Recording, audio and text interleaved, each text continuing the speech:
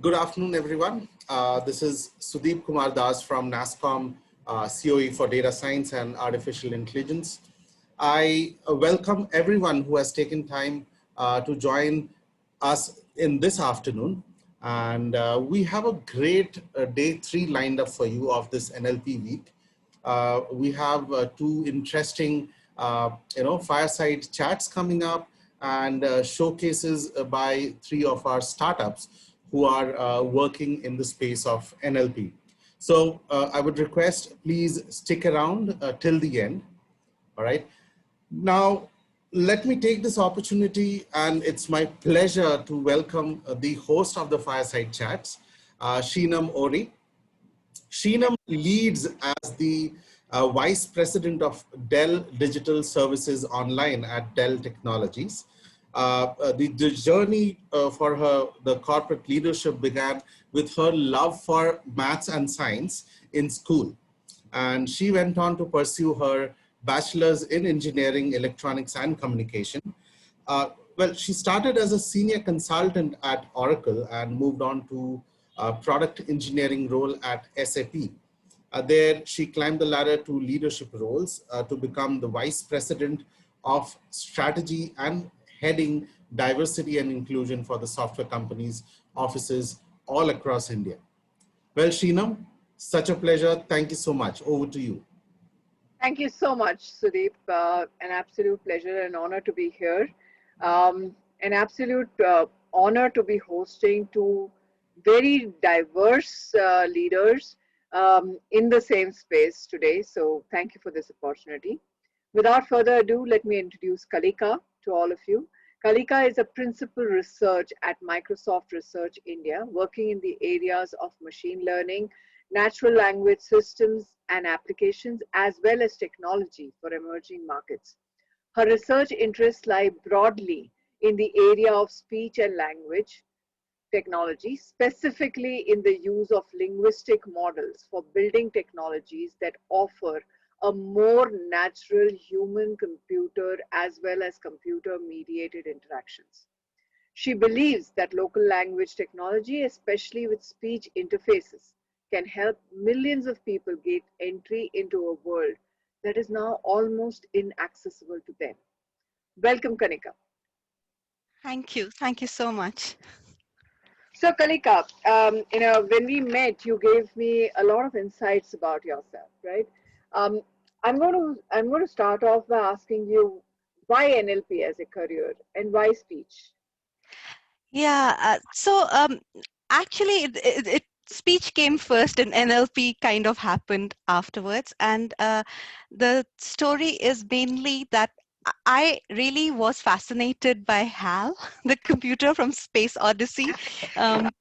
And that kind of like started my interest in how can you make machines talk, and that's my entry into why speech and then why NLP. And the way I look at it, I think that speech and natural language processing is absolutely essential if we want to make technological services, applications available to everybody. And the most natural way to interact with machines is through language. That's the way we do with each other, with humans amongst humans, and that's the way we should be doing with computers. So that's why NLP and speech. Interesting. So tell us something about what does a typical day in your life look like, right? What does research in this space really look like? Yeah, so research in this space has kind of leapfrogged in the past couple of years. In fact, like you can think of NLP and speech as before 2016, 17, 18, and after 2016, 17, 18. Before that, a couple of decades ago, we were still thinking of rule-based systems, etc. But the transition to statistical systems, database systems had become almost complete. But with this neural technology that's come into being now, we are looking at speech technology, which can be created at very high accuracies to for languages, which have a lot of data. Now, we need a lot of data to build these technologies. So I think NLP right now is looking at building very big models which do very well. They're very good at understanding language and generating language, but they require a lot of data. So, those are the trade-offs. Like, if you don't have huge data, you won't get really good models, you won't get very good technologies. And if you have data, then all your problem is solved. That's an interesting point of view, Kalika, right? And believe me, I think data is everywhere, right? So there is humongous amount of data floating around all of us. But clearly, you're finding that as a challenge. So what does it take to build a data set that you can use for NLP? So I think, first of all, you have to think of the task that you're building the technology for, right? Like whether it's, what's the end application? Are you building a machine translation system? Are you building a speech recognition system? Because that will obviously have some implications for the kind of data that you're collecting. So suppose you're collecting data for a speech recognition system, right? Now, is it a domain specific system or is it a generic system? So that's going to play into the kind of data set you collect. So the first and foremost thing is to decide the kind of data that you want your application to process, to understand. And then from there, you would need some kind of a text recording for coverage, that you have all the data that you possibly can process through that technology, through that model. You will have to create scripts for it. You would have to go out, find the exact users in the right context. So if you want, an application to recognize Indian English, then you need to obviously go after Indian English speakers and not have US English or American English speakers, right? And then if you want that this technology is deployed on a phone and people can speak into a phone and be recognized, then you have to make sure that the data is collected through appropriate channels so that it's able to do what you want it to do. And then you have to just basically go out there and collect data in as clean, I wouldn't say like you want it in a studio recording, but obviously if you want people to be able to speak into a phone and be recognized, you don't want them typically standing next to a cow mooing, for example, or a dog barking, right? So in a relatively acceptable ambient environment, and make sure then that the data that you collect is aligned to the transcript that you have.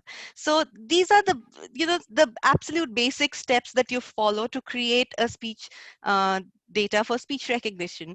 And there can be a number of things that you have to take care of, like you need to make sure that you have the demography that you want, you have enough number of men and women speakers, you have all the age groups covered, all the dialectal variations covered, etc. So it is a kind of, it sounds like a very intensive process, but if you think in a very engineering pipeline system approach, it's actually a pretty streamlined pipeline project. Like you go step 1, step 2, step 3, step 4, and get it done.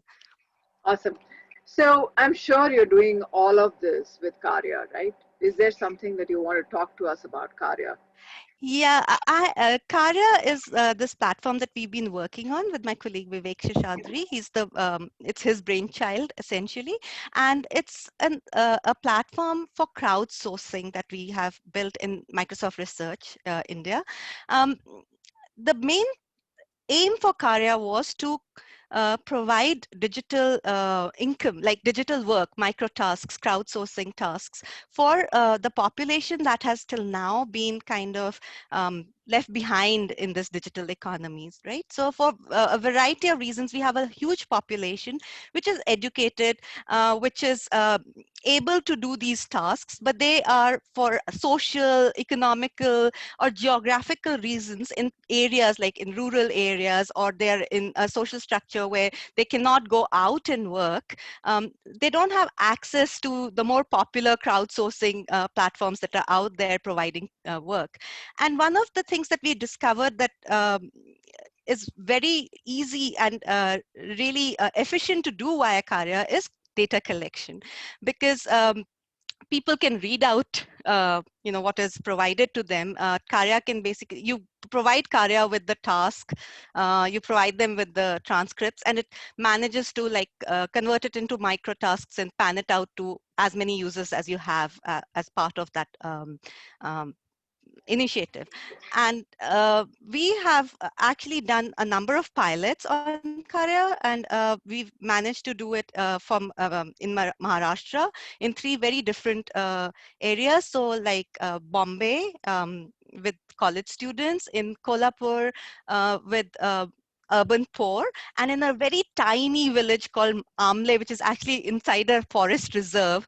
And it was an immensely successful thing. And right now we are partnering with a startup, Navana Tech, and doing an extensive speech data collection for Uria in 3 domains: financial, agriculture, and healthcare.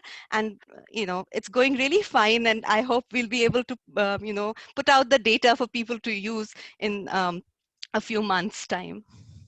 All right, awesome. So, there are different people who believe data is different things, right? In our organization, they believe data is the new water, right? There are people who say data is the new air, and different people believe different things. What is your view about data?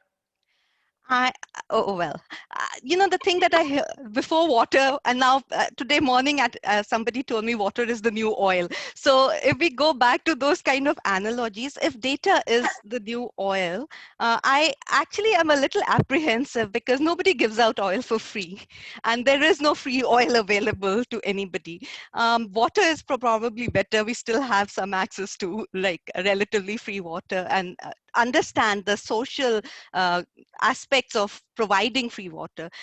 What I my view on this is that there is no free data. So please do not expect that like suddenly data would be available for free, or like by some wave of a wand you'll be able to collect data for free. Somebody has to put in the effort, somebody has to put in the resources, somebody has to make that data available, and whoever does this has to put in the resources to do that. There is no free data. However, we should, all of us who are putting in the effort to make data sets and create this data, be able to put it out, because if we don't, there will never be an ecosystem around this. We have to nurture an ecosystem, and we have to kind of start somewhere. And whether it's a government, whether it's a public private partnership, whether it is a consortia uh, mm, um, which comes together and does this, we have to make data available that is available for everybody to kind of build on. Awesome. So there is a question which has come from the audience, which I think connects very well to what you just said, right? So what are some of the common channels through which you are collecting data for Indian languages? This has been raised by Siddharth Agarwal. Siddharth, thank you for that. Kalika, would you want to Yeah, talk yeah, about that? yeah. So speech data we go out and collect. So we actually go to the users to collect the speech data. So that's the typical way in which we do this. For text data, people start. Most of the NLP folks have at one point or the other worked on Wikipedia. Now the Wikipedia data collection for Indian languages is very relatively tiny. We also scrape Twitter and other social media that's available. For example, Facebook is not, but certain um, sites provide you data, so you can scrape there.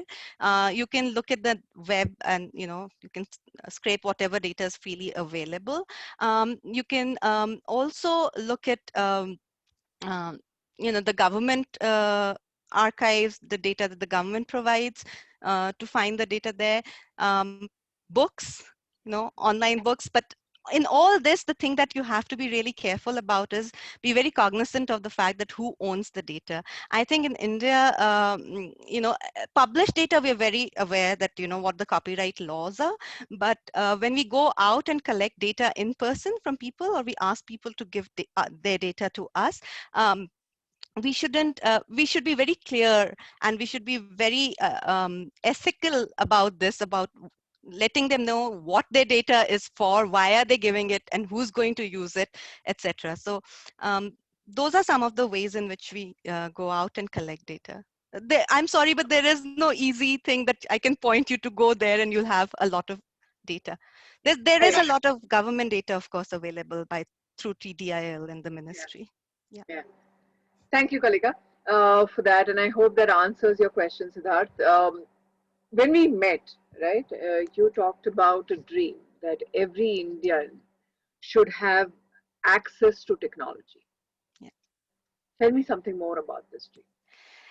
Yeah, the way I see it is that, most of us got into technology for a variety of reasons, but a lot of us got into technology with this dream that, it's going to be a leveler. It will level the field for everyone. It's going to democratize our society even more. It would even out the differences that we have in socioeconomic status.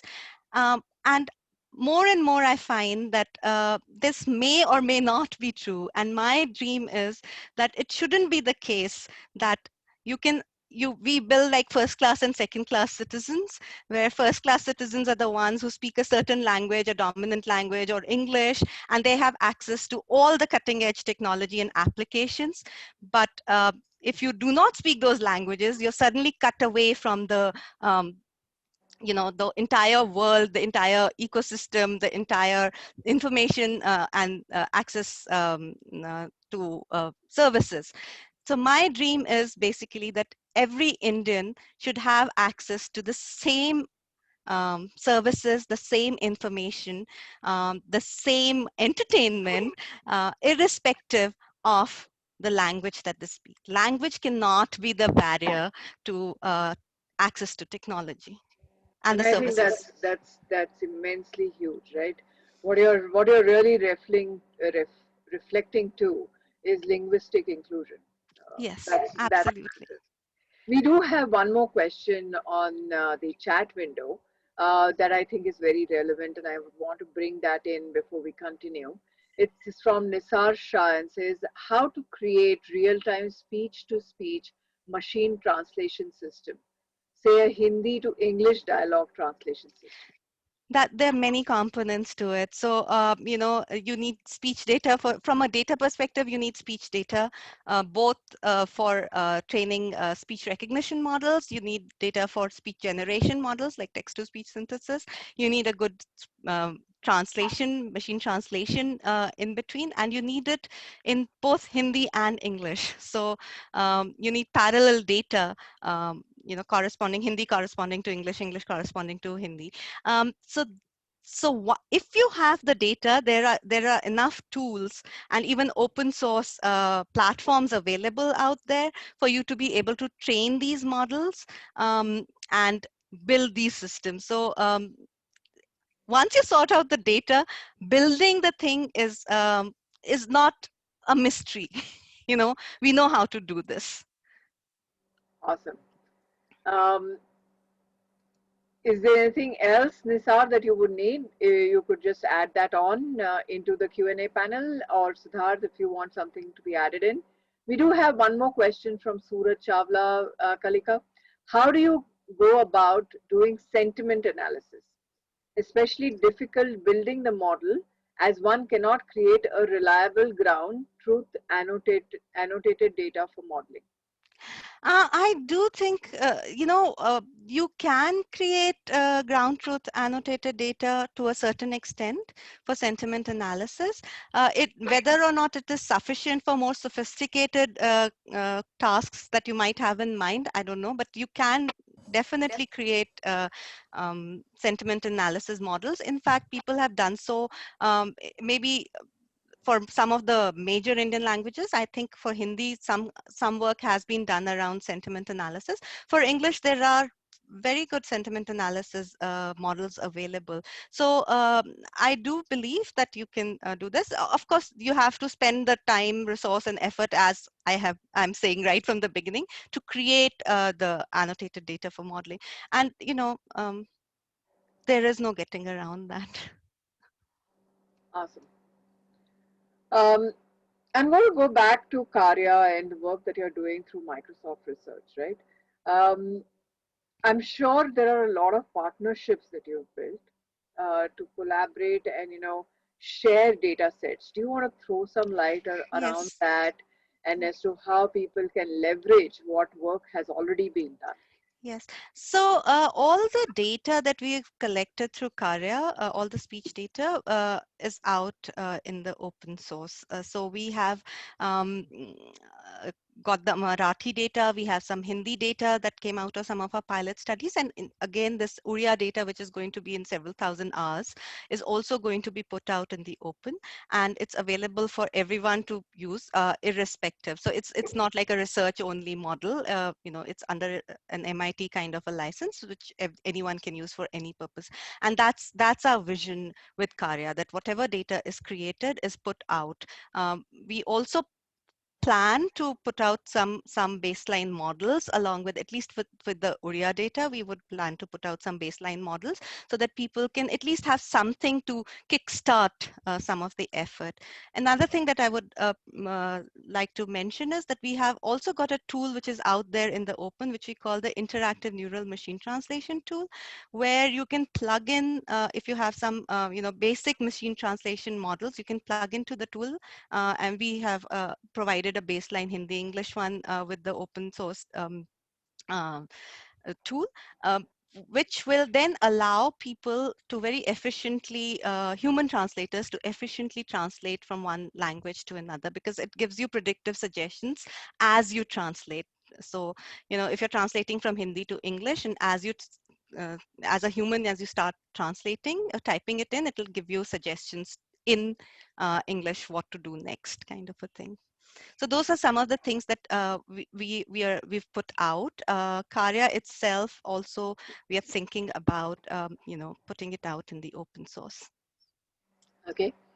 Before we end, I have to get to know a little bit more about you, Kalika, and I'm sure the audience is also really inspired to figure out who Kalika Bali really is. So, if you have to choose between a parent and a daughter, That's a really tough one, but and why? that's a tough one because, I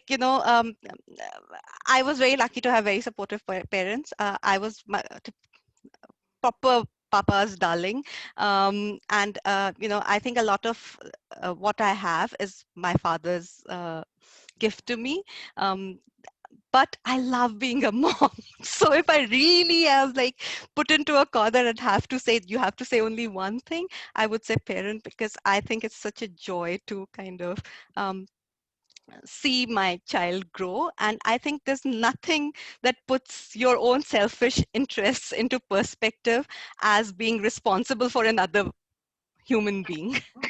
That's so well put. Thank you. Thank you very much for that, Kalika. Um, Last book you read, and what did you learn from that you would want to share with us? Okay, I read a lot of fiction. So the last book I read was My Aunt Mame, which is an American classic set in the first half of the 20th century. And it's about this, it's a very funny book, and it's about this young boy who's orphaned and left in charge of a really madcap aunt. And the thing I got from it is that irrespective of the time or the age or the country, if you're a strong and independent woman trying to live on your own terms, you will be characterized as mad, eccentric, crazy, and it doesn't matter.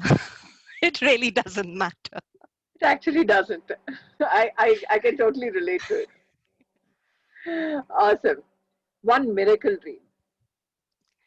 So my really crazy miracle dream is, and I know it'll never get fulfilled, but my crazy miracle dream is that I really want to stand on the moon and watch the Earth rise.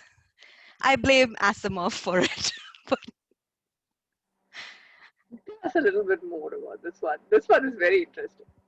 I'm a major sci-fi buff. I think that the only reason I'm in technology is because I read a lot of science fiction, and you know, when you see a moon rise, if like you're in a flat thing and you very quickly see this like whole globe rise up and reflected in the sky, and it kind of makes you think that if you were on the moon and you saw this beautiful blue planet of ours rise on the horizon, and just what an amazing sight that would be. And it would probably show the whole beauty of the planet that we live on so nicely. So that's what I want. Here's to wishing that that dream comes true. And maybe we can one day be doing this from the moon. Who knows? Yeah. Okay. You've done a lot of work to inspire us, but any last bits that you would want to tell us before we kind of end this fireside chat for today? So just uh inspire us. I don't know. So I will say something that my father told me, um, and I always keep it at the center of everything that I do, and that is, never take yourself so seriously that you forget to have fun and you forget to laugh at yourself. It's really important to be able to laugh at yourself, to understand that your failure doesn't make you a lesser human being, and your success doesn't make you, unapproachable, arrogant, and standoffish. Thank you. Thank you so much, Kalika. We Thank do you. have some questions on the Q&A panel where people are requesting for links to the portals, the data, and the tools. Yeah, So, if you do have them handy, you can put them here, or we could send them to Sudeep and Snehanshu later. I can send them to Sudeep, and then uh, Yeah, you know yeah. Sure, sure. And Chandrasekhar, this is Kalika Bali. She's with Microsoft Research. I'm sure you can find her at LinkedIn. If you want to get in touch with her, please Sure. use one of those channels to use her.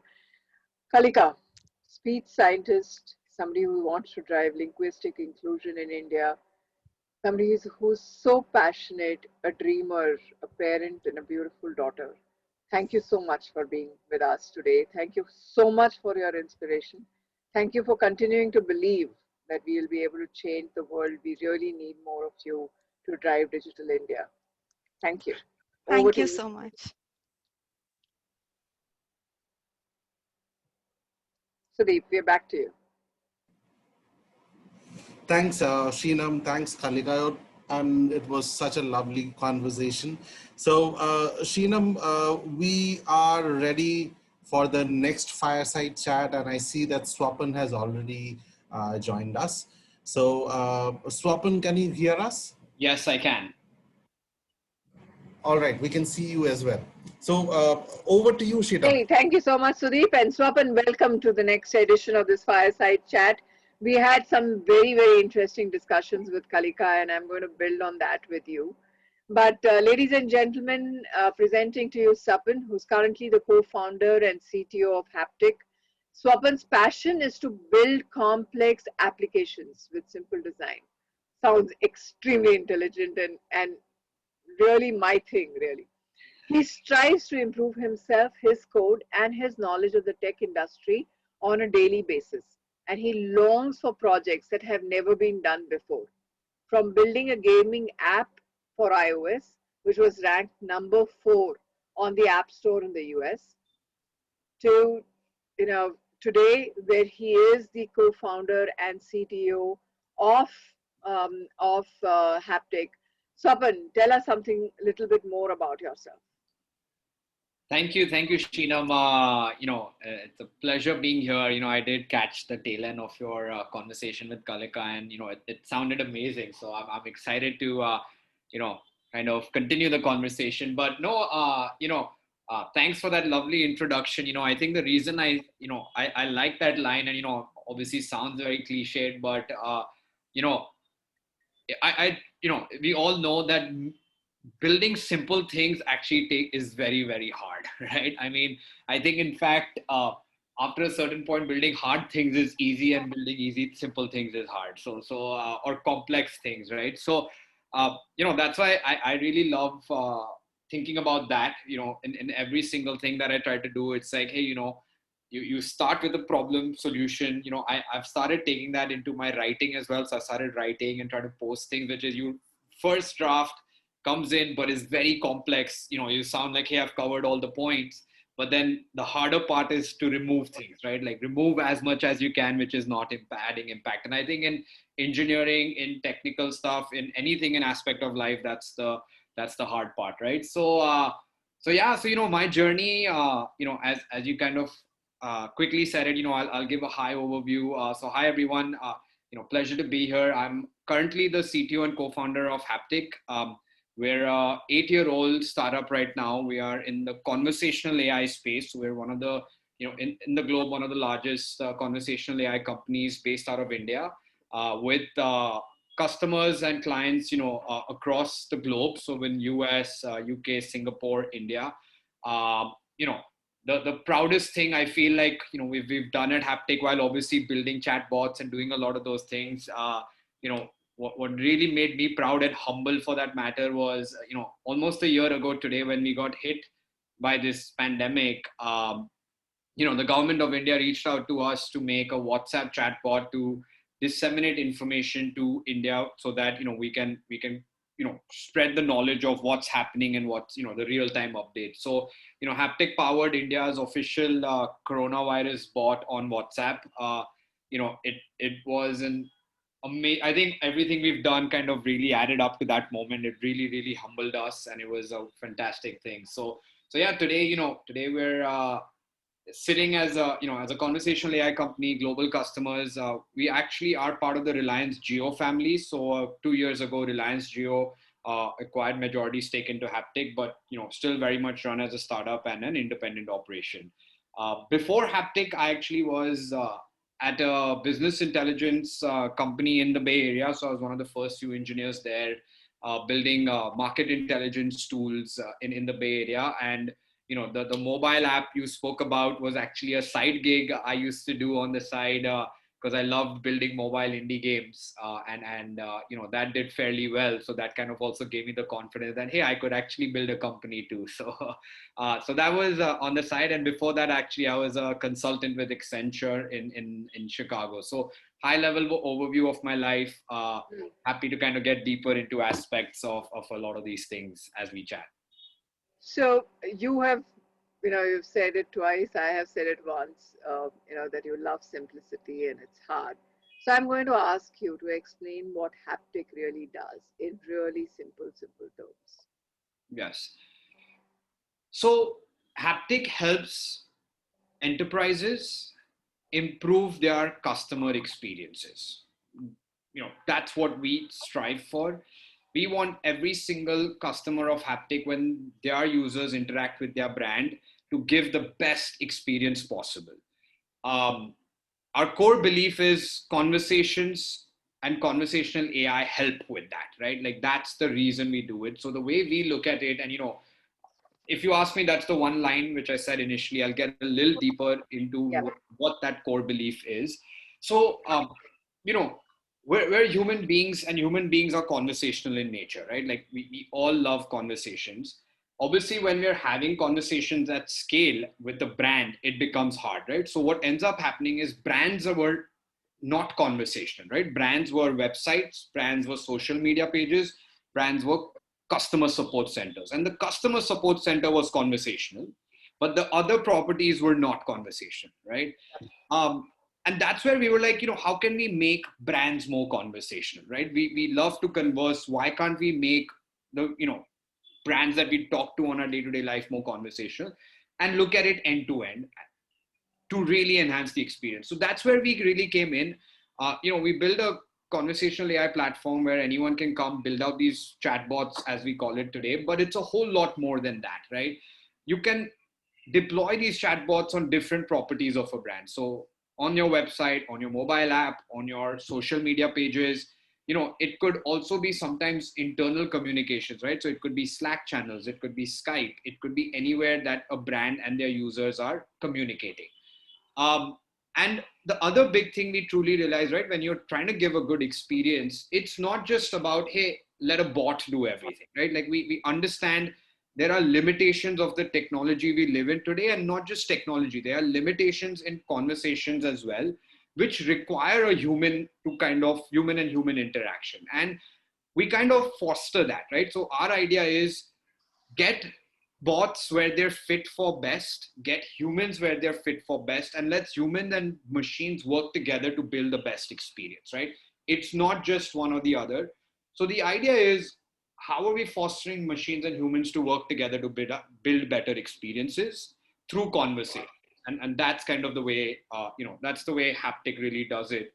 We provide the whole platform from a conversation builder to a tool for humans to take over bots, to analytics, into how can you get all sorts of deep insights into all of this, and to all sorts of integration, because bots don't live in a silo, right? For every company, I have my CRM systems, I have my lead generation systems, I have my KMSs, knowledge management systems. A bot should learn from all of there, because it's not that, hey, I just sit in a silo. It's like, what's happening overall and how can I help out? So we've kind of built out that whole 360-degree view to provide the best experience out there. So why NLP? So great question. When we started off 8 years ago, it actually didn't start off even as NLP, right? Like the idea was, we're like, hey, we want to build automation in place, right? Like it really came up that how do you build automation more than anything else? It actually started with a very, very simple, honestly, we had a FAQ sheet, which is a question answer sheet of a client. And whenever a user asked, we kind of did basic, you can call it NLP, but very, very basic, just matching, right? That, hey, are more than X number of keywords matching in these two sentences? If they are, great, suggest this response, right? It really starts with, what is the problem we're trying to solve, right? It's like, hey, when a user asks a question, understand what the user is asking the question and find an answer for it. That's what we need to do, and we need to automate this. You start small with simple matching, regex matches, and those kind of things. But as you see it evolve, right, you realize that, hey, for this to be more scalable or smarter, if I may call it, that's where NLP comes in, right? NLP comes in really that, hey, am I understanding the meanings of these words in the context they lie today, right? And am I able to make sense out of it so that I can then go find an answer for it, right? And I think that's where it all comes in. So the idea is that experience part that I spoke about, to give that right experience, that's where NLP plays in, right? Which is, how do you build that understanding? How do you make sure you're doing the right things? Is where, that's why we progressed as an NLP AI company, for that matter. So what have been the challenges that you've encountered, and what has therefore been the approach to kind of convert that challenge into an opportunity? Yeah. So I'll obviously talk a little bit also more in the context of the conversation today about NLP for Indic languages as well. Yeah. And I'm sure, Kalika spoke a bunch about this as well, right? See, I think the first things first, it's a lot of us, we also kind of realize that, right? Building algorithms is not the hardest problem, right? We spoke about data. I'm sure Kalika also said a lot about this, but data is where the challenge is, right? And in conversational AI, right, even more so, the data is, just based on use case, if I may say that, your data varies, right? If I was to kind of say that, hey, I want to build a translation layer to translate a website, right? The kind of data you would require to build a model like that versus the kind of data you require to kind of build a conversational system, very different, right? Even though they're similar languages, small nuances, websites, proper grammar, proper content, probably some of those things. Conversations, grammar goes for a toss, spelling mistakes all over the place, shorter sentences. So, challenges in both places. So that was, one of the biggest things that we had, which is, when we started building out, we had no conversational data. So this was back in 2013. conversational data, even for English, wasn't present at that point. So what we started doing was we actually started synthesizing and curating a lot of this data. We obviously kind of today have a lot of that data in English. When we started building for the Indian languages, we faced that same problem again, right? And you asked about some of the challenges that happen here, right? Now that's kind of where things become very, very tricky when you start building for India, right? Sure, we built for English. English has a lot of information out there, a lot of data, a lot of models out there. When you start getting into the Indian languages, the data doesn't exist, but then the also thing is you have to be ready to invest in every single language at that point, right? Which is, we're talking about 26 different languages in India. If you have to build models for each language, you have to also get data for each language. You have to invest the kind of time, energy, money, and then be like, okay, once I get this data, how do I make it ready and impactful, right? So the whole sector comes in there. Yeah. And yeah, I think, in Indian languages, that's the biggest challenge. And the other, when you're building a business, right? See, as a startup, we always had to also think about investment versus returns, right? Like, I think, and we forget, as a startup, every company does that, right? Like, if I'm going to be investing so much, what does this mean? And how much can I invest into this problem statement? I think that's, given those constraints as a startup, how much you can invest in it becomes very challenging, right? If you have to do a lot of this. So yeah, I think there were challenges around data. There was challenges, or not challenges, but limitations as a smaller company. How much can you invest? How much can you partner? How much can you buy? How do you kind of go about doing a lot of these things? And then, what are your key fortes and how do you kind of really get this out into production, right? So those were a lot of those things.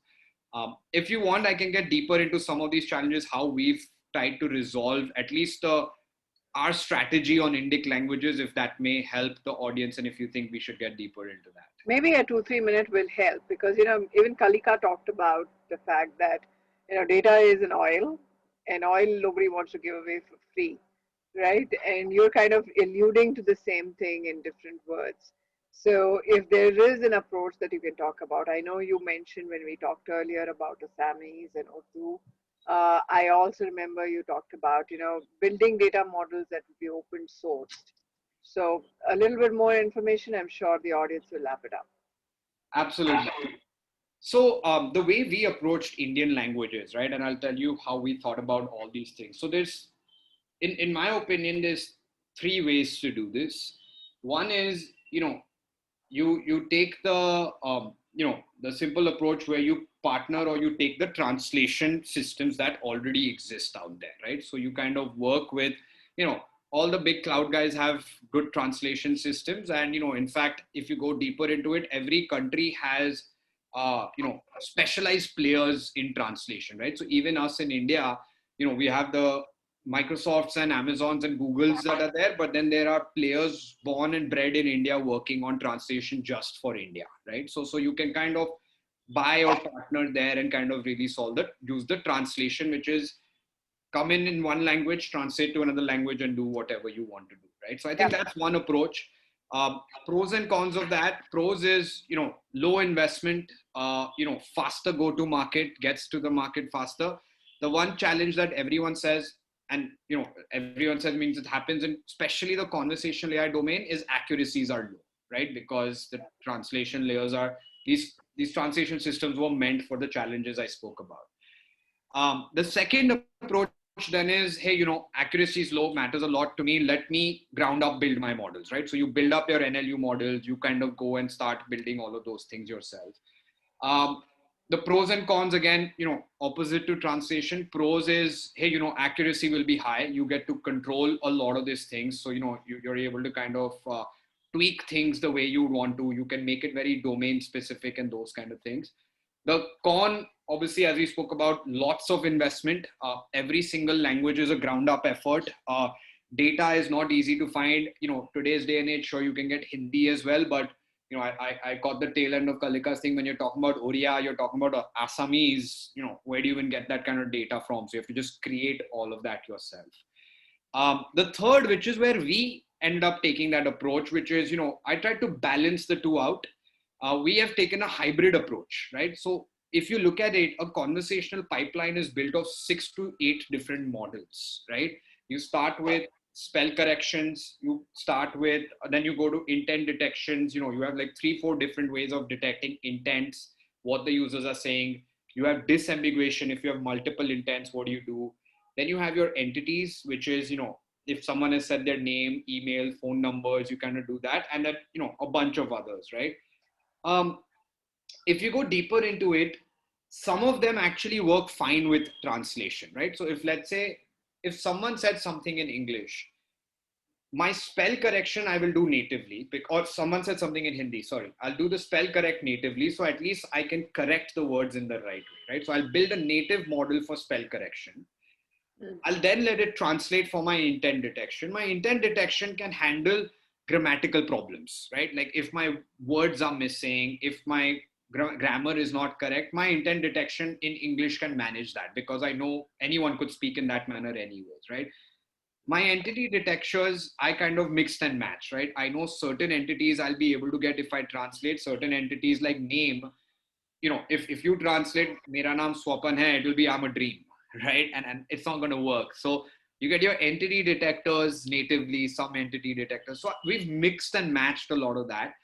And what we've done is we've made our native models, which were already built in English, tweaked them to be a little bit more flexible for translation errors, right? So we know what are the translation errors that could happen. How can you match the two? So that's kind of the hybrid approach we've done it. Took time, took investment, but not as much as native, but also kind of gave us the flexibility to control bits and pieces and really do it. And the data generation was easier there, right? Like, I mean, I had to go find all the Indian names. While I can't do all of them, I know that there's a subset of that data existing out there, right? And how do I translate into languages and all that stuff? So that's how we went about doing that. That's superb, Swapan. I think people in the audience are going to really, really use these best practices. A related question that I see in the Q&A panel: what are good practices to cut down the latency in conversational systems, mainly speech-to-speech conversational systems?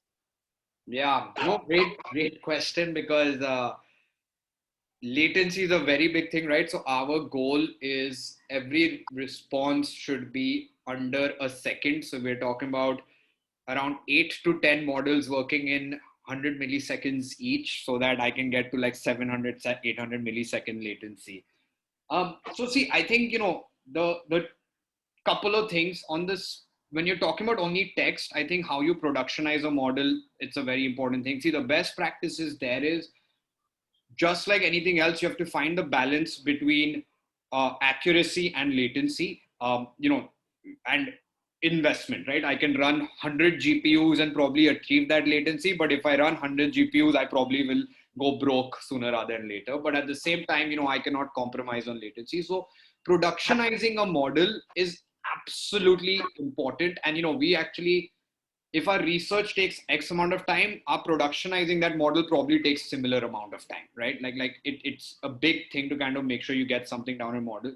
Idea is keep your memories, keep your inference times in check, keep those limits, put those alerts in there. So we have alerts that if my 99 percentile, even if 1% of my messages cross my 1 second threshold, we get alerts, right? So kind of put your alerts in place, because it's very easy for models to slow down. You'll add one feature and it will slow down. So benchmark all of these things thoroughly, put your alerts in place.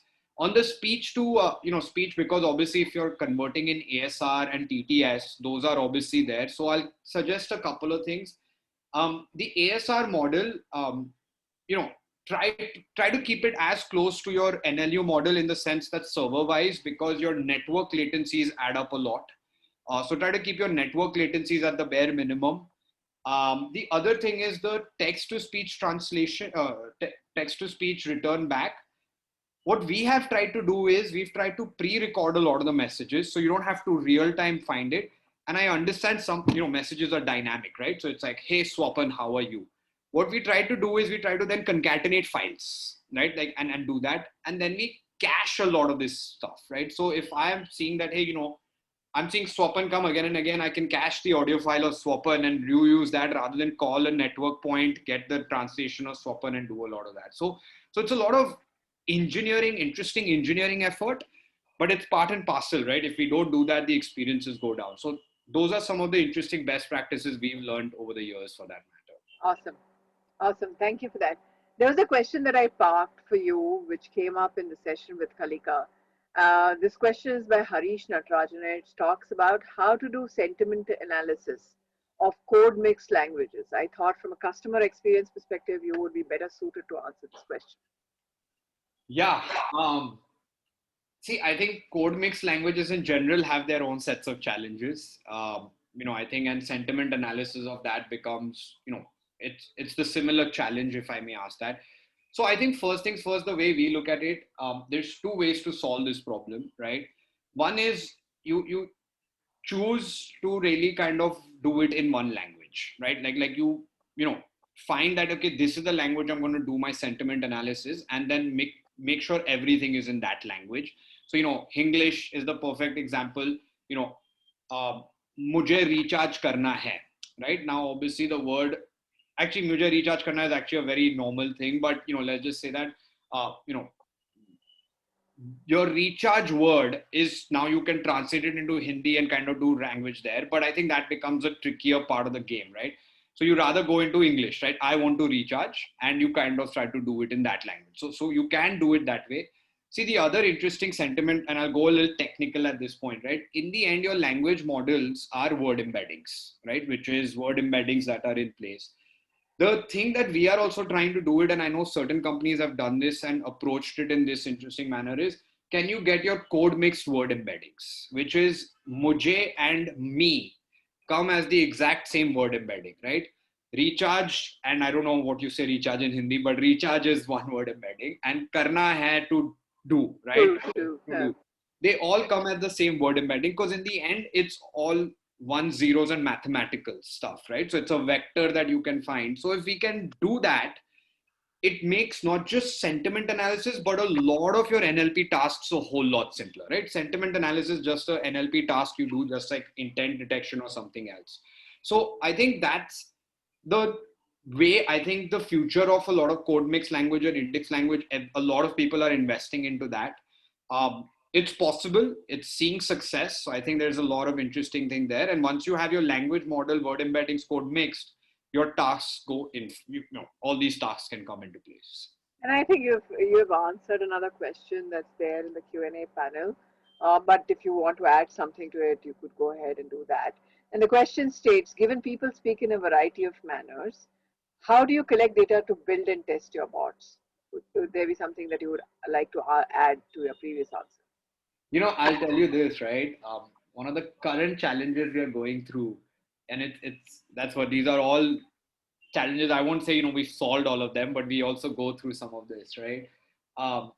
So, we've set up a company where we know, okay, how to build English bots, in the sense, not just come on our platform and build it, but the whole process around it, right? That you should be thinking about a conversation. How do you solution it? How do you build it out? We care a lot about what are the copies, right? So when a bot replies back, is your content right? And all of those things. And we've optimized for all of that, right? In English. When you come to Indic languages, that's the first challenge, right? Hindi, we have enough people in the company. Marathi, we have. Gujarati, we have. Now, when we come to Assamese and Odia, we don't have people, right? And the challenge is, we got translation agencies, let's say that, right? And that's one thing. We're like, hey, let's get translation agencies to do it.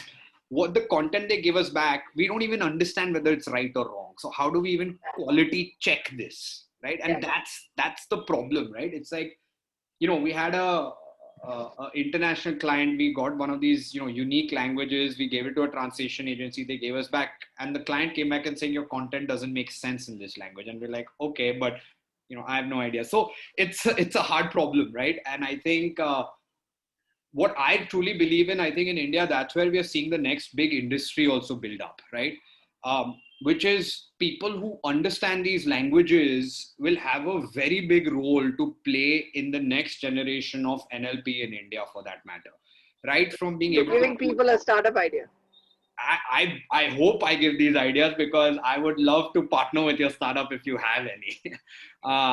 So yeah, queuing a bot, content writing in languages, conversational content writing in languages, creating synthetic data and all of these things are actual real world problems that happen. So the way we are solving it, I'll tell you how we do it. Uh, so we create test cases, and the way we do it, we partner with some of the right people that are there who can help us create this data. See, at the end of the day, you just have to create a lot of this data. So even the partners we have, we've told them what we want, right? We're like, hey, when you're creating test cases, don't create things that are there, right? Crowdsource this and get me the data, right? So give a dummy bot to 100 people who know Oria and give me what they're saying in this domain. So we do a lot of that. In fact, we run Google ads, by the way, of a bot, which is a dummy bot, where we would ask people that, hey, if you were to ask, like, hey, I can sell you an insurance, what would that mean? We obviously make it very clear it's for sample data. We don't try to replicate a company. And we try to get that, right? So running Google ads, crowdsourcing it, working with partners is the way to do a lot of this. We try to synthetically create some of it as well. So some of the test cases, we try to create edge cases and all of those things. So we have paraphrase APIs, which are there in language. So given a sentence, create 15 paraphrases for this sentence. And then we use those as test cases as well. So we've done a lot of those things. So it's a mix of partners, very big role of partners and people with some sort of synthetic data creation using algorithms for that matter. And that's kind of how we've gone about doing it. Awesome. Sovan, we do have 2 more questions, and I'm going to end with these 2. We're going to extend your talk by about 5 minutes more because we're getting a host of questions, right? So very related to what we've been talking about, what are some of the metrics which you measure to monitor the quality of bot conversations? I'm loving these questions because, I'm actually going to be writing a blog post about this in the next 3 weeks. So this is on my to-do list. So I'll share some thoughts today. And I've thought a lot about this, right? So see, I think there are 4 big metrics if I look at it. And, I think the question was very well framed, which is quality of bot conversations and not quality of NLP, right? I think very, very different, right? So when you talk about bot conversations, I'm going to talk about the holistic perspective, right? So first and foremost comes your understanding, right? Which is if a user has said something, am I able to understand that?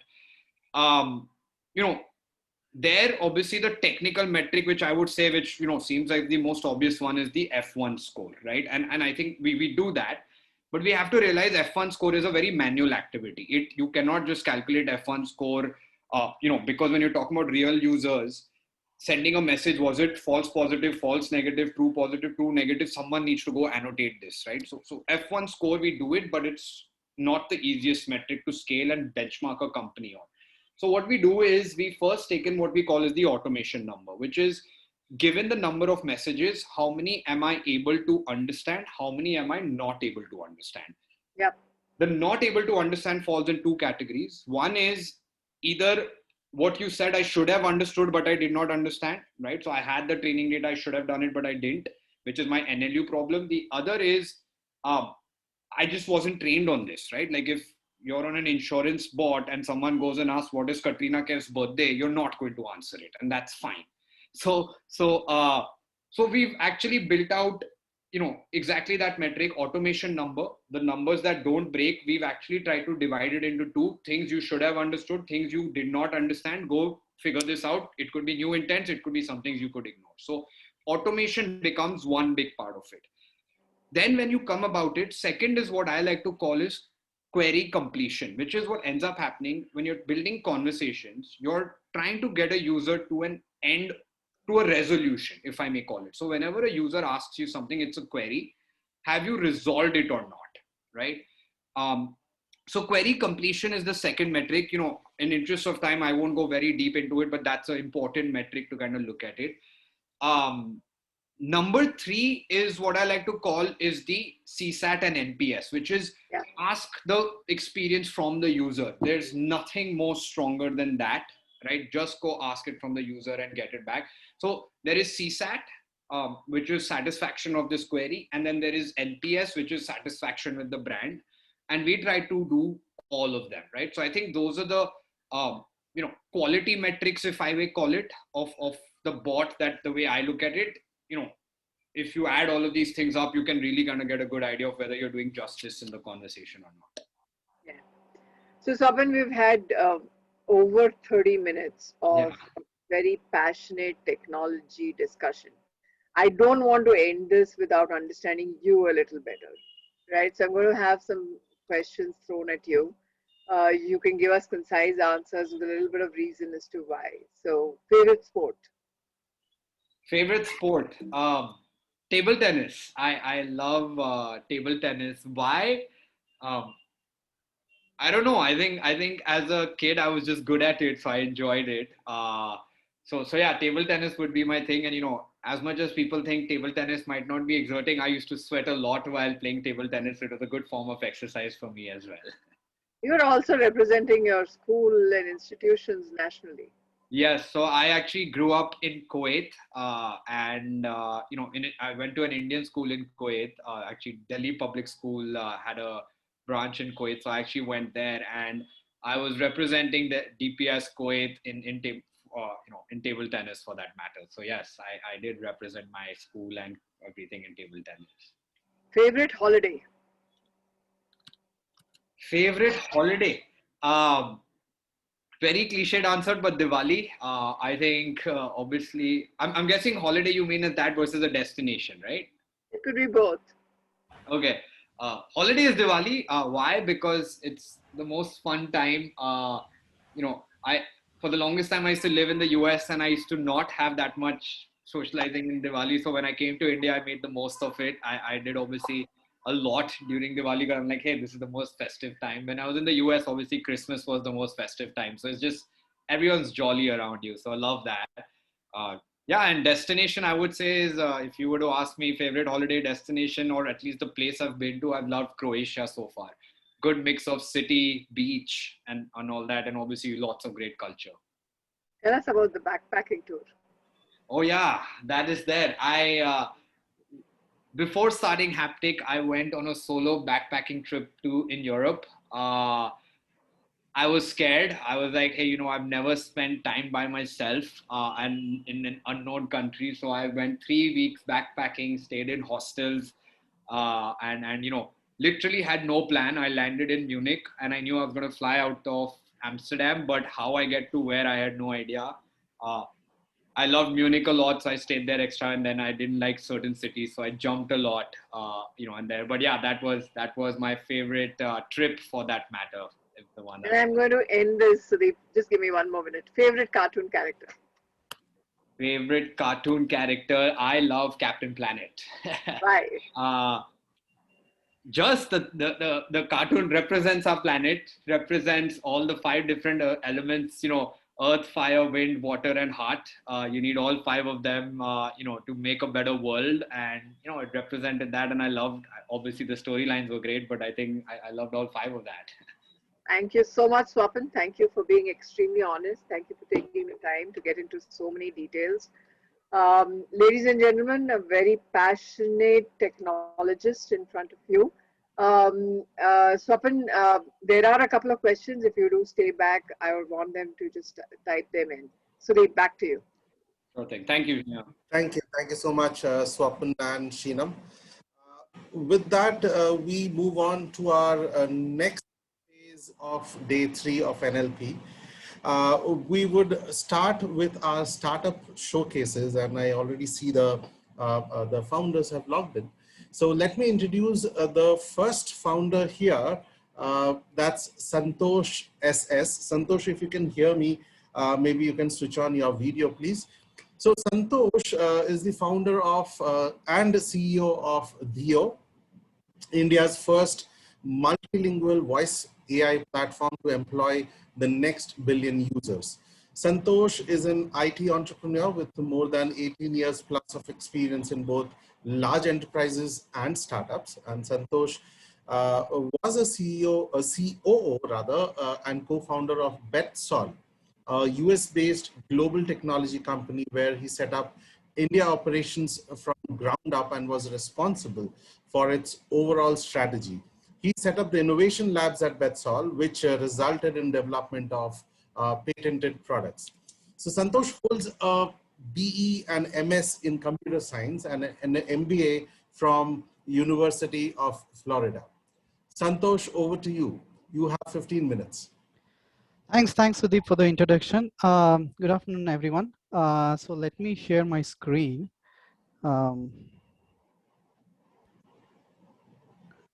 So can you see my screen, Sudeep? Just a Yes, thumbs up. Santosh, it's visible. Yes. Okay, awesome. All right. This is Dio, right? I'm the founder and CEO, as Sudeep was giving my introduction. And what is Dio?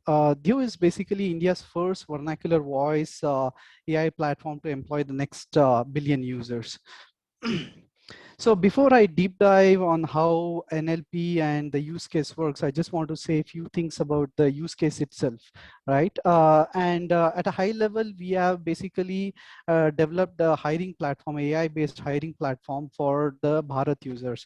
So did you know that 92% of India's workforce is in unorganized sector, and they constitute around 50% of India's GDP? However, only 1%, just mere 1% ever make it to the next level, right? And the obvious reasons are low aspirations, and another being the lack of avenues, right? So when I say lack of avenues, language is a big barrier for these guys, right? And then of course the technology also. So that's basically the use case. So we have built a AI hiring platform where the users can apply, find jobs. So I'll tell you how exactly it works. So here's the solution. So it's a voice first vernacular. I guess it crashed. Let me, sorry about that.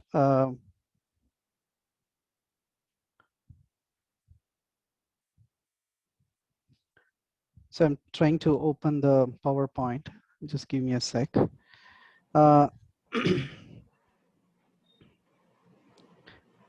Yeah, so while it opens, I just want to tell the solution we have built. So it's basically a voice first AI platform where one can not only apply for jobs, but they can also create a profile. So the profile creation is like super easy. All that they have to do is just speak into it, build a profile, right? And you can pick the language in which you want to build it. And then you can also navigate through the app. Right, so many a times folks who have issues in navigation, they don't know. I'm talking about the low literate or rural users, right? And so that's the technology that we have built. Sudeep, can you help me if you can tell me if you can see the screen?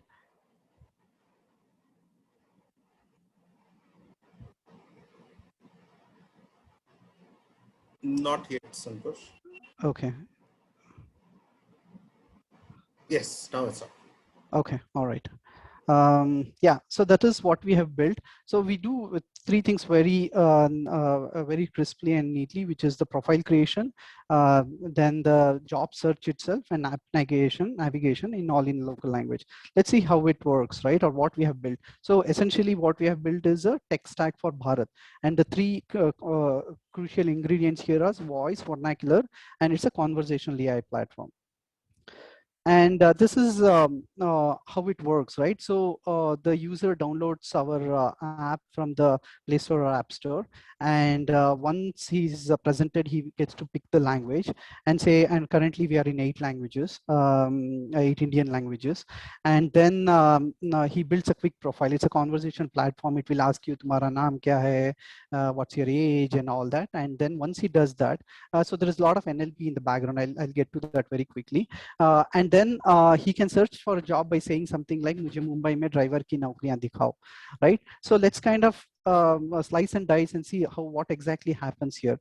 So when somebody says "Mujhe Mumbai mein driver ki naukriyan dikhao," first thing that happens is the speech to text, because he's saying something and the audio needs to be converted into text, right? So that is where the whole automatic speech recognition happens. And the next part is you need to understand what is an entity and intent, right? So intent is basically what the user wants to say, right? That whole utterance, "Mujhe Mumbai mein driver ki naukriyan dikhao," is the intent. And then the entity is something that is inside the intent, right? In this case, Mumbai and driver are the two entities, right? So then there is this whole thing of entity and intent extraction that happens. And this whole thing is called NLU, right? Natural language understanding. And so once the model understands, right? And here the very important question that comes up is what really happens, right? There is whether a translation should happen or transliteration. What if I had said Madhya Pradesh, right? Madhya Pradesh, if you were to translate, it would be like central place, but you cannot really translate. So you have to transliterate that. So that is where the context comes in.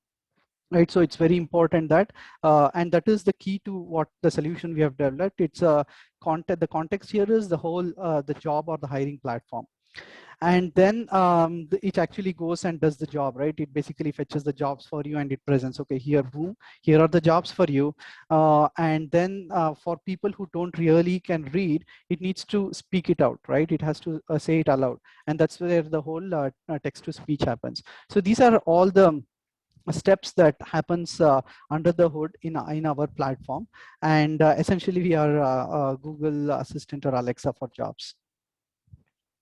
And here are some of the numbers, right? As you can see, the whole voice vernacular tech space is huge, and this is all the numbers you see is relevant to India. The forecasted voice recognition market size is poised to be at like $2 billion, right, in just a year or two. And the voice search is growing at a whopping 270% year on year. And then 76% of Indians use some kind of conversational technology, right? Whether it is voice, speech, or a mix of all. And you may know this, the second most used language in Google Assistant is Hindi. So we are at the right place and right time to make the best of the ecosystem, and the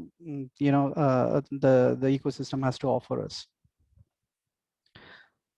And why voice vernacular, and especially for Bharat users? Because as we know, the persona of a Bharat user is somebody who is very conversant in this local language. He may know English a little bit, but mostly he's very conversant in his local language. And as you may know, 88% of India doesn't speak English, right? So voice vernacular is a must. And the second point shows that if any product or service wants to reach to the population, right, that doesn't speak English, they have to adopt the voice and vernacular. And we know very well why vernacular is important, and voice is also very, very important because not a lot of people can navigate through the apps, right? And they are mostly they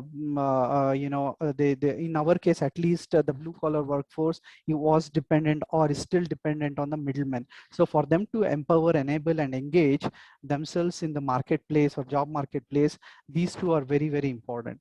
And conversation also plays an important role here, because ideally they would ask for a job using their buddy network, and the conversational AI kind of mimics that whole buddy network.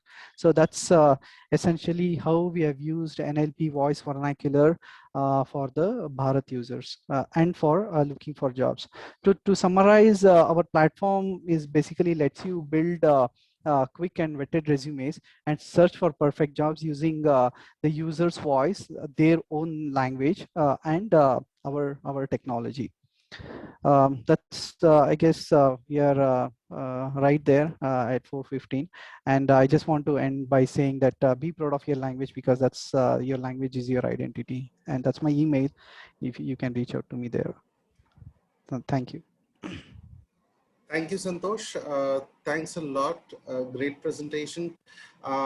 So with that, I would like to call upon our next founder from Gyani.ai, Anant Nagaraj. Anant, hi, can you hear me? Can you see me? Yes, yes, sir. I can hear you, I can see. Perfect. So great. And to introduce Anant, Anant is responsible for technology, customer engagement, product management, and delivery. He has over 12 years of experience, including leading signal processing and 4G teams in Texas Instruments and Kyocera. Anand's vision is to make information accessible to a large, diverse population in vernacular and simplify human-machine interaction through speech recognition technologies. He believes technology should make our life easier and is an advocate of conversational AI and its role in enterprise automation. So Anand loves exploring the diversity of India through travel and is a deep tech enthusiast. He holds a bachelor's in engineering from VTU. So Anand, over to you. Thanks a lot, Sudeep. Thanks for having me here. I'll share my screen. Let me know if you are able to see my screen. Sure. Yes, Yeah. I can see your Hi screen. guys. Thanks for this warm introduction, Sudeep. This is Anand. I'm co-founder CTO at Nani.ai. We are a conversational AI company started 5 years back. Predominantly, this is what we are. We started off building speech recognition technology for Indian languages. I think we were the first guys across neither Google nor Amazon nor Microsoft had speech engines for the variety of languages that we had. We were the first guys to build it out. Looking at the accuracy that we built for speech engine, Samsung did an investment in us to power their conversational assistants using our speech engines for vernacular languages. So as the journey progressed, we started building the entire conversational AI stack, converting from speech to text, understanding intents, as Santosh said in his speech. How do you handle typically in voice? It is much more complicated than the textual conversational intelligence that people used to handle in chatbot, because in a single statement of 8 to 9 seconds, you can say that I want to buy rice, I want to buy 1 kilo atta plus 1 kilo Surf Excel washing powder. So how do you understand multi-intents, multi-entities, especially when said in voice domain? So we built the conversational AI layer consisting of speech libraries first, and then built the understanding capability or the core part of the NLP or the NLU, what we say in modern day, to understand this multi-intent, multi-entities in multiple vernacular language. We are a team of 45 people working primarily on conversational AI stack. And today we have speech engines in 20 languages, of which 12 is Indian languages. We are the only company probably to offer speech recognition in languages like Oriya, Assamese, Bodo, bringing in the entire diversity, right? Or even in Punjabi. So also we look at multiple global languages right now. We have our NLU layer that's based on state-of-art BERT technologies, tuned for particular verticals, could be BFSI, could be travel, could be e-commerce across. And we also have a voice biometric stack. This is like, while you talk to conversational assistant, how do you maintain authenticity, especially when you are automating a conversational AI solution for a large enterprise? How do you know that throughout the call, it is the same agent who's on the call, or it's the same customer, or authentication can be done by a customer? So how do you do that continuous authentication? So we built in voice biometric systems that can work in multimodal environment settings. Building the core tech, we evolved offering 3 different products for enterprises. One is a complete automation suite across all their channels. Other is a analytics platform, essentially, that mines all the conversation that an enterprise has with its customers and give them, hey, look at what these are the top things that are going right on your contact center, which was typically a back blocks earlier, and these are the things that are going wrong, and these are the areas that you need to change in your process so that the average handling time of the customer decreases, and these are the top 10 or 100 queries that can move into a bot on telephony line or on WhatsApp or on a chat or any of the window, right? And the other part is like with every enterprise or with every domain you go, there are what you call are menial use cases, but adds a lot of value to enterprises, like probably a lead qualification use case, or it could be collections use case, or booking appointments where you don't require humans today. So for such cases, we have brought in a SaaS platform where people can build their own systems and deploy. And having built this is like complex technology, having done all of these things, the effort that we put, especially here in India with the team, is today we handle more than 1 million plus audio calls on telephony line.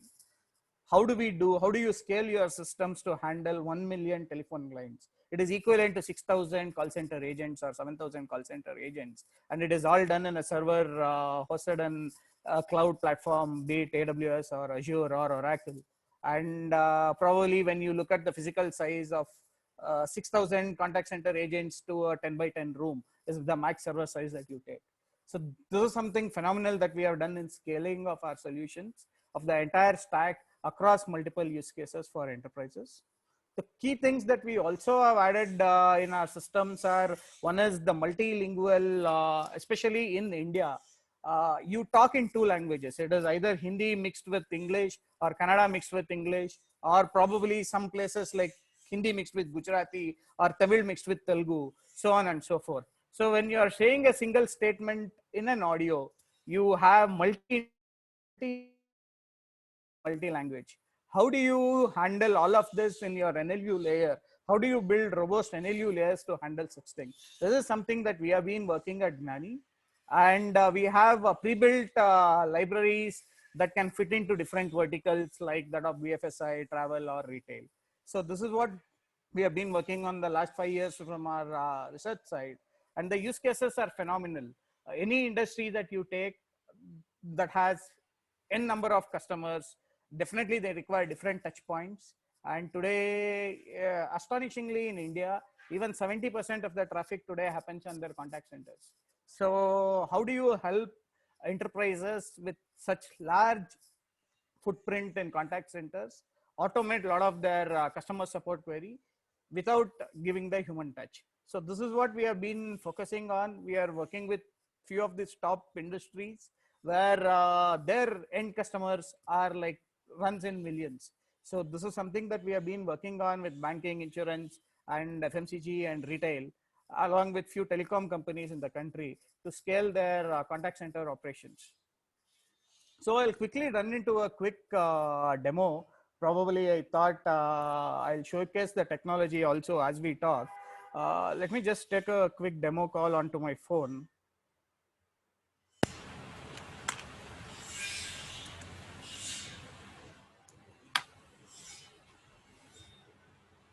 So I'm getting a call onto my number. Loan department से बात कर रहे हैं। क्या ये सही समय है आपसे बात करने के लिए? जी मैडम बोलो। ये कॉल आपकी फरवरी महीने की EMI 5,000 रुपए के बारे में है, जो आपके लोन नंबर के 4 आखिरी अंक 2, 3, 4, 5 के साथ समाप्त हो रहा है।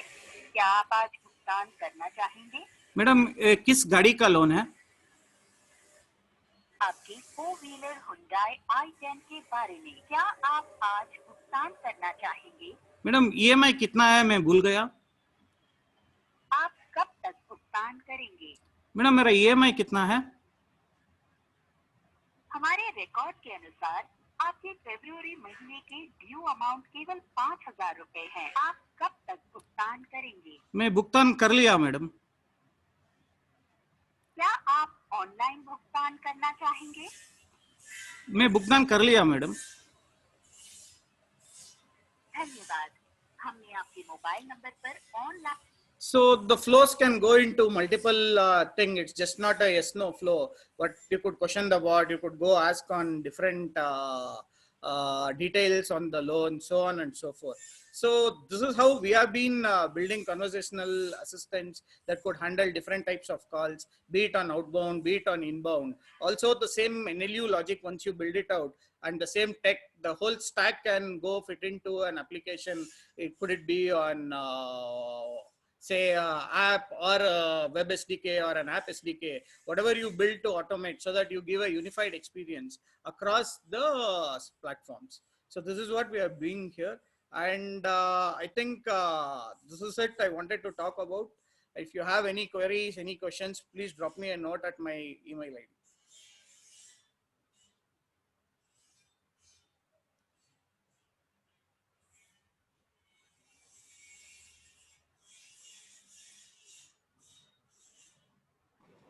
So Anand, I'm just checking if there are any questions, in the chat, or from the audience, if you have any questions for Anand. I see one question, from Nisar, who's asking, will it be possible to share what different speech libraries you are using for ASR and deployment? So essentially, we use a CTC model. We use CTC based models. Also, we have different algorithms for different use cases. Like recently, for one use case, we have a 100 MB model that goes on mobile devices. For that, we have used a complete subword based model. So it is not like a cloud offering, but it's just a 100 MB model that goes into a low footprint model. Sure. And I think there is another one which says speech conversations can go in any direction. How do you make sure your user doesn't deviate much from the intended path? So essentially, bots are trained to handle, say, if you look at any contact center solutions, there would be multiple trees. Beyond the trees, there would be a set of generic questions that can be handled with respect to an enterprise.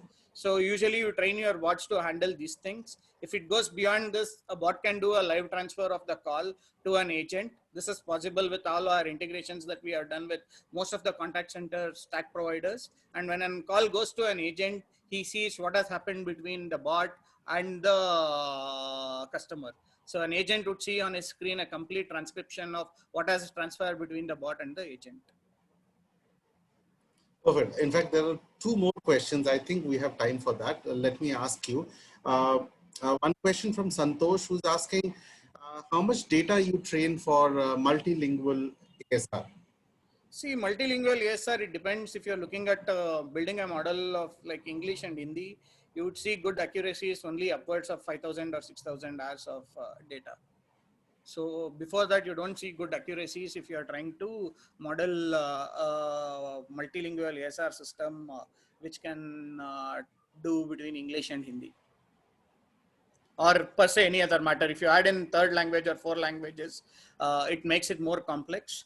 But typically research says that up to 3 languages, you could handle it pretty well and go to an accuracy where your word error rates are controllable and sub say 10% or sub 8% in the use case that you do. Sure. So this should be a quick answer. Is Gyani into speech analytics as well? And can your services be used for analyzing recorded media and help generate analytics? Yes, I think that is what our, we have a platform called Aura 365. We are live on Azure also with this platform. So this, and we a lot of OTT players use our solution to subtitle their media content. So if you're looking at that, yes, my details are there, anant@gnani.ai. You could drop me a note. I could have someone in my team to talk to you. Perfect. I think this is the last one and I'm not taking any more questions. What different speech frameworks you are using for ASR training and real-time latency? See, we get real-time latency sub 200 milliseconds. So speech frameworks, you are okay to use whichever that you are comfortable with.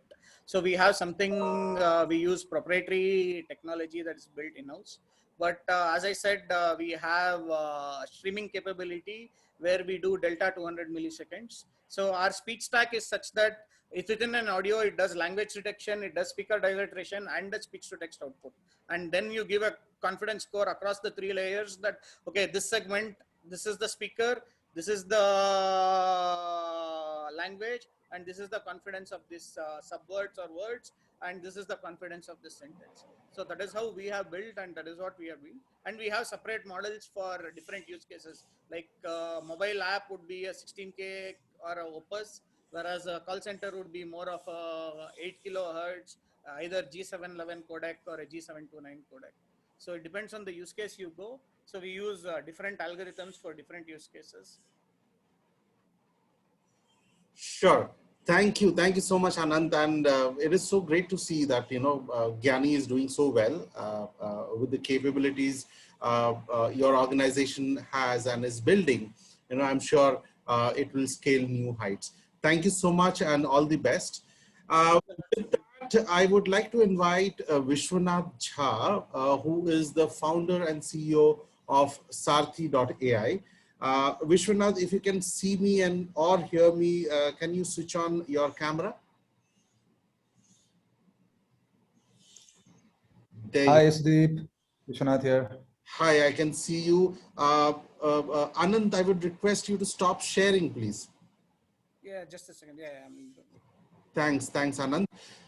So let me introduce Vishwanath. Vishwanath is a distinguished cognitive AI researcher, a thought leader, consultant, and a deep tech entrepreneur who has spent over a decade to develop large-scale conversational and voice AI systems in the world and for Indian languages as well. I've heard a lot about Sarthi.ai, so I thought this is a great opportunity to hear from Vishwanath. Vishwanath, over to you. Just a sec. Let me just share my screen quickly. Are you guys able to see my screen? Yes, I can see your screen. Fantastic. Okay. So I have like 15 minutes sharp, right? Yes, Vishwa. Yeah. So in the interest of time, I'll quickly, jump what exactly we have been doing at Sarthi. So largely our solutions are used for contact centers or digital marketing teams of the enterprises. And largely the enterprises that we are working with are in telecommunication or on e-commerce or healthcare. And apart from that, there is e-commerce. So basically, these are the four domains: BFSI, healthcare, telecom, and e-commerce, where we work. And what is exactly that we have been doing, and what our vision and mission that we have to look at. So we wanted to be the world's most innovative language and voice technology company. And our mission is to simplify business communication with multilingual voice user interface. So that's the core principle on which this company is running. The kind of products that we sell to the market is multilingual voice assistant. Then there is call center AI agents. And then for agents who take, human agents who take the calls on behalf of enterprises, how do you assist them? How do you make them more empowered to take that call in a much more informed manner? So that is what we do with the Agent Assist desktop. And then all the conversations that has happened for, let's say, for a robocalling solution that is there. And let's say for that, which are like somebody paid, somebody said that they will pay, but they didn't pay. Those kind of metrics, which is valuable for the enterprises. That's what we share with the enterprises in form of a dashboard. And now if you see, so this is like first public launch that we have done actually.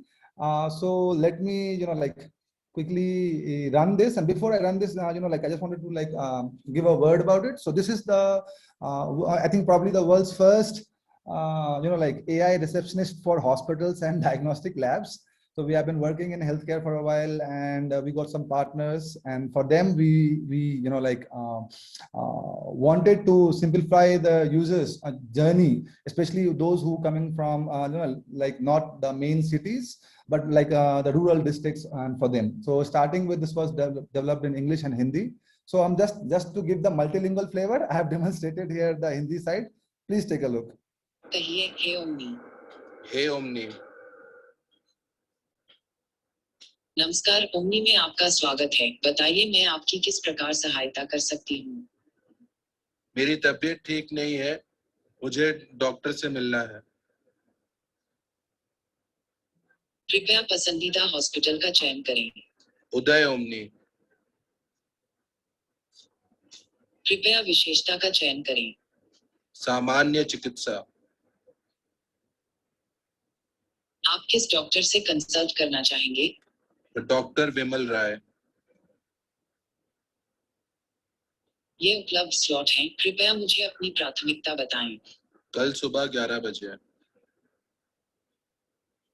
कृपया अपना registration ID बताएं। मैं एक नया user हूँ। कृपया अपना नाम आधार या अन्य सरकारी दस्तावेजों के अनुसार शेयर करें। Iqbal.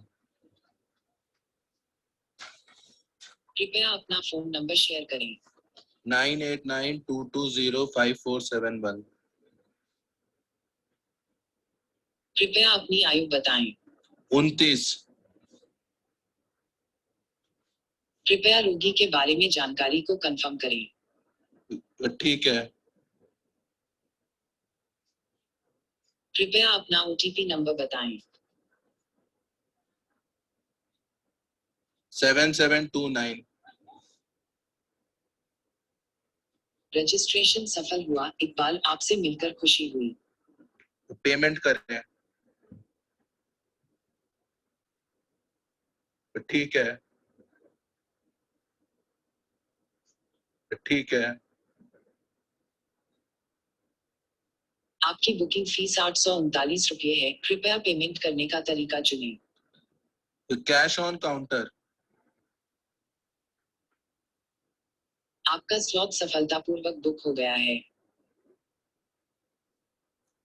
So this was the healthcare solution that we have developed, and we are currently working with leading hospitals in the country. We have reached out to multiple across the length and breadth of the country, talking about Hyderabad, Delhi, Bombay, Bangalore. So everywhere, this is where we are trying to do. And the first was after Hindi, we are adding Telugu, because the first pilot customer with whom we have been running this is based out of Hyderabad. Now, after this, basically, I mean, here, if you'll see, it was a lot of code mixing involved. I'm saying mobile number in English while the entire conversation was in Hindi. And, you know, like all the major problems that the delegates have, you know, like today they spoke in this conference or the event. So I won't take my, you know, repeat the same stuff, but hopefully you'll get a flavor of what exactly it is. Now, I wanted to like show a couple of same solutions, basically the robocalling solution that we have had. So we have been able to do all these FSI for segments. Basically, we have had pre-trained robocalling solutions which can be configured in less than like 2 hours, and you know, clients can start their voice over, you know, like outbound voice processes in less than 6 hours time. They can start making calls. They can start campaigns. And I'm talking about all the languages you can possibly think of in India, because that's what we have been doing for the last 4 years, Indian languages. So Hindi, English, Kannada, Telugu, Bangla, Marathi, Arabic, Spanish, French, Malay, Mandarin. So these are the languages for which we have been doing. Just to give again, I mean, like, although it is like, I think this will be a solution that you would want to see and you'd have heard about it already, but just for the sake of, you know, like this demo, I would like to. नमस्कार राकेश, मेरा नाम माया है और मैं आपकी आगामी मासिक किस्त की रकम तथा उसके भुगतान की आखिरी तिथि बताने के लिए फोन कर रही हूँ। क्या यह आपसे बात करने के लिए उचित समय है? हाँ, बोलिए। आपके होम लोन की आगामी मासिक किस्त 7,800 रुपये की है तथा इस रकम को चुकाने की आखिरी तारीख 5 अक्टूबर 2020 है। किसी असुविधा से बचने के लिए कृपया अपने खाते में उचित रुपये शेष रखें। क्या आपके मासिक किस्त अथवा लोन के संबंध में कोई प्रश्न है? अभी इंटरेस्ट रेट क्या चल रहा है? आपने यह होम लोन 14% प्रतिवर्ष की दर पर लिया है। क्या आपके मन में मासिक किस्त अथवा लोन के संबंध में कोई प्रश्न है? हाँ, आप जो बैलेंस अमाउंट बता रहे हैं वो गलत है। मेरा इतना ज्यादा बैलेंस नहीं है। हमारी लोन सेवा एजेंट आपको विवरणों की पुष्टि करने के लिए जल्द ही पुनः कॉल करेंगे। मुझे अपना बहुमूल्य समय देने के लिए आपका बहुत आभार।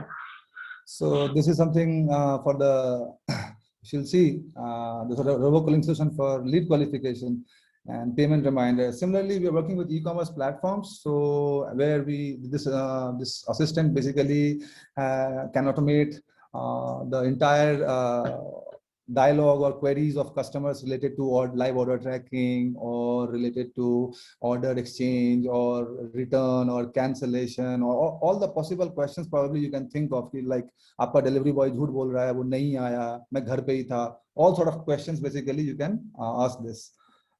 I am Maya AI assistant here to help you. To begin with, please select the language to continue. I can speak in English, Hindi, Kannada, Telugu and Marathi. For better experience, please speak from a quiet place.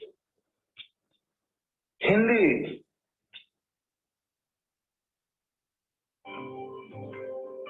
नमस्ते, माया में आपका स्वागत है। अपने order status के लिए lead के बाद कृपया ऑर्डर आईडी बताएं। अच्छे अनुभव के लिए किसी शांत जगह से बात करें। ऑर्डर आईडी लिखिए तो 10167920।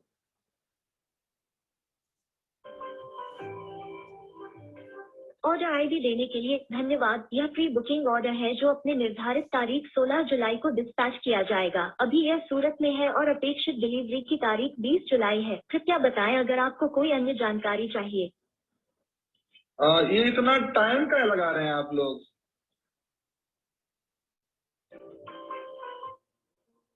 प्री बुकिंग ऑर्डर अपने निर्धारित तारीख पर ही डिस्पैच किया जाता है। डिस्पैच हो जाने के बाद डिलीवरी में 4 से 5 कार्य दिवस लगते हैं। कृपया धैर्य रखें, आपका प्रोडक्ट निर्धारित तारीख 20 जुलाई तक कस्टमर को पहुंच जाएगा। अच्छा, मेरा एक और ऑर्डर है, उसका भी स्टेटस जानना है।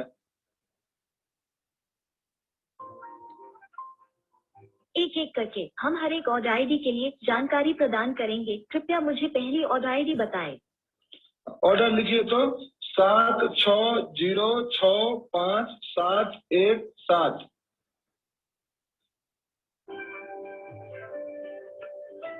ऑर्डर आईडी देने के लिए धन्यवाद। कस्टमर से संपर्क न हो पाने के कारण 6 जुलाई, 7 जुलाई और 8 जुलाई की डिलीवरी अटेम्प्ट असफल रही। 3 अटेम्प्ट के बाद प्रोडक्ट सप्लायर को रिटर्न कर दिया गया है। री अटेम्प्ट की रिक्वेस्ट के लिए कृपया मुझे कस्टमर केयर एजेंट को कॉल ट्रांसफर करने का आदेश दें। कृपया बताएं अगर आपको कोई अन्य जानकारी चाहिए।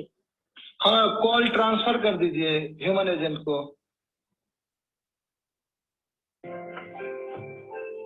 कृपया धैर्य रखें, मैं आपका कॉल कस्टमर केयर एजेंट को ट्रांसफर कर रही हूँ।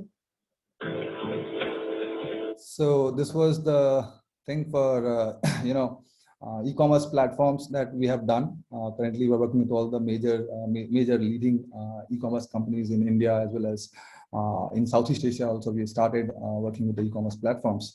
So this is on the demo side. There's one, next, if we see the value proposition that we generally offer to the customers, it's largely on the savings in terms of agent cost as well as optimization in average handling time of each call. Scaling, lot of customers basically they spoke that they want to make more calls, but they can't hire more agents because they are limited by the office space and the infrastructure cost. So this is the problem that we are solving with this. Apart from that, the demos, the voice assistant for hospitals, if you have paid attention, you'll have seen that this was a voice UI where there's a unique voice identity. Just like we have OK Google, just like we have Alexa, there is a Hey Omni, wake word there also integrated for that voice assistant to come up and interact, make it more interactive. So that's what, and then the best part with these bots is like they offer uniform customer experience, unlike human agents, because human agents might have different skills for different humans, right?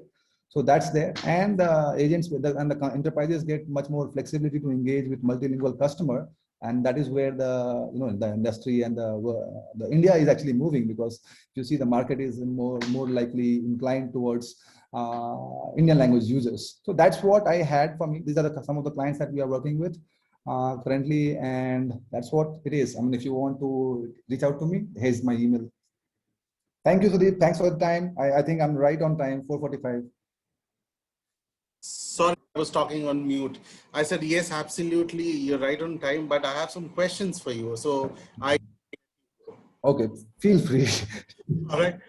So I have a question from Rahul Sharma, who's asking, is Sarthi into speech analytics, and can your services be used for analyzing Indian languages like Hindi, Tamil, Telugu, Bengali, and help generate analytics? Yes, we do. So we are a contact center focused company. So any contact center problem, automation related or augmentation related, analytics related, if the enterprises come and ask for help, we offer them. Sure. So the answer is yes. So you are supporting or analyzing those Indian languages. And the second, perfect. The second question from Rahul, is Sarthi a cloud-based solution? If yes, then what all cloud platforms is it compatible with? So actually, we are compatible with most of the leading platforms: AWS, Azure, GCP. So largely these three, if I have to say so. Sure. And this is a question from an anonymous attendee who's asking, how do you collect data for different Indian languages, and how much data is enough for one language? Oh, that's a very beautiful question. Because see, this is the entire, if you'll see the entire, I mean, a lot of people talk about AI, and I've been mentioning this all over last 4 years that I've been in the industry, that it's not about algorithms, it's all about data. And how do you, for every task that you want to perform, that you want the AI to perform, you have to model the data sets, because ultimately what we are trying to do is modeling a behavior, right? Modeling a pattern. So the data has to it has to be a true representation of actual user behavior, right? So that's when, especially when you come to, because ASR and voice data, like for Indian languages, there are n number of use cases. So depending upon, so there are like few primary questions, primary problems like ASR, TTS, or for language understanding, all those parts. Basically, there are data sets, different type of data sets require different type of a strategy. For ASR, if I have to say so, we have an inbuilt platform wherein we get a lot of data from our customers, and we have an internal platform wherein we use those platform to annotate any type of conversations, and in a much more nuanced way. It is not just that the intent and entities. So much more richer. If you'll see, bots are nothing but decision-making systems. You give them X, they give you Y. You give them input, they give you action, right? So here, then largely the bot-making companies today, what they have been trying to do is like modeling over intent and slots. But they keep on missing the context side of it. They keep on missing the emotion side of it. They keep on missing the intonation side of it, right? And then there is like much more, conversation is much more nuanced than NLP, right? I mean, so these are things basically they have to be modeled. So these are, so largely our data collection things, we have in-house team. They use this platform and they keep on annotating the data sets that we get, be it for ASR or be it for the dialogue systems that we make, especially the goal-oriented dialogue systems that we make is, like that is how the data collection part comes in. So for the customers who have the data sets, they are human-to-human chat conversations. They give us, we identify the patterns, and then based on that, we model the behavior on the AI side. However, where there are some customers for whom there is no data, they want to start. So for them, there is again, so we need, this will be a hybrid approach again. So you synthesize some data based on your understanding of the problem and let it interact with the users. And when the users give you a new side of, like nuances or new side of information that the bot is not programmed to answer, or bot probably failed to answer. So in that time, basically you again, with continuous tweaking, you can keep on doing. So that's how for the dialogue systems on chat-based system we have done. TTS, if you asked, or diarization, if you ask, so for them also, again, internal platform we have used, and we have got an internal team so who does that, because I strongly believe that you can't, give this, outsource this part fully, at least, because if there is bad data, there is bad algorithm, like bad model basically. Because it is very important. Every enterprise is very different in nature, right? They have every business is different, so it has to have that kind of enterprise-specific personalization, right? And that is where the bots fail today. If you'll observe that, right? So that's how it is. I think. I hope I answered your question. I took a bit longer, but I hope I was able to deliver value. Well, absolutely, yes, you did answer that question. And Santosh Mahir is asking, did you use any third-party API for multilingual framework? No. So basically, again, so these third-party APIs can't solve this problem, because again, a lot of delegates have already mentioned about this problem: code mixing, intonation stressing, and like there are multiple aspects of it. So the industry itself is not yet ready with the solution. So that is where the space for startups comes in, that they can come in and they can start building, pick up one language and then start working on it. Because individually, if you'll see, we are linguistically a very diverse country. And agar aap sirf Maithili, which is my native tongue, if you talk about that, so in Maithili, matlab koi kaam nahi hota. Nobody even bothers to talk about those, like reach out the customer in Maithili. They always tend to go with English or Hindi, but people don't understand it. So this is an opportunity. This is a gap, right? So I think this is an opportunity for the space, basically. Yeah. Absolutely. And two last questions, and with that we should be able to close this. So both are related to ASR, and the first one says that how do you handle ASR errors in bot / robocall product? Okay. So, okay. Ask you the second one as well. Is ASR biased to decode numbers only when the bot asks for the phone number or OTP? Yes. I mean, ultimately, you are solving a business problem. Right. So, but before that, you asked a very, very good question. Basically, how do you, take care when the bot basically falters in understanding users input in real time while the interaction happens. So here, that's why text only models will not work and audio only models will not work. There has to be a multimodal approach to that, wherein you are trying to transfer the bias from text to speech. And based on that, with just audio input, you are able to identify. So basically, what you're trying to do here is like you're getting the features from the linguistic features from text side and the audio features from the the audio file, and then based on that you club them and then you process that. So that you get the best of both worlds. That's how we have been trying to solve this problem. Got that. And such a lovely session this was, Vishwanath. Thank you so much. Well, and I'm hoping that we have you back again in another NASSCOM forum in the near future for sure. And for the audience, thanks for sticking around. Again, thank you so much. This was just day 3. Let me share what is there for day 4. So day 4, which starts tomorrow between 3 to 4, this is going to cover driving omni-channel customer engagement through text to speech. So make sure if you have not registered, please go ahead and register, and look forward to meeting you again. My bad, my colleague just corrected me. Tomorrow's session is between 1 to 2, not 3 to 4. I correct myself. So I look forward to meeting everybody. Thank you so much, Vishwanath. Pleasure meeting you and talking to you. Thank you, Sudeep. Thanks for having me here. I really enjoyed the conversation. I hope I was able to deliver value to the audience. Thank you. Absolutely. Thanks, and thanks everyone.